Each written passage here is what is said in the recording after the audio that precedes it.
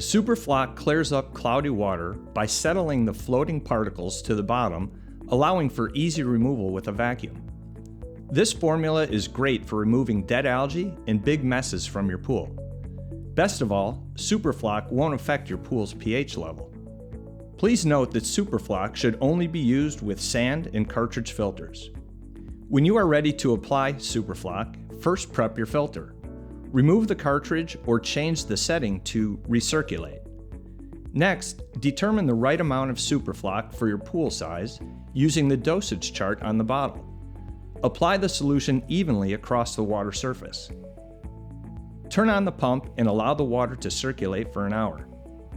Turn off the pump overnight to allow the suspended particles time to settle. Now you're ready to vacuum to waste. We suggest attaching a backwash hose to the valve and directing the wastewater to a properly drained area to avoid mess. If you have any questions about Superflock and when to use it in your pool, contact your local Great Escape team. We're always happy to help.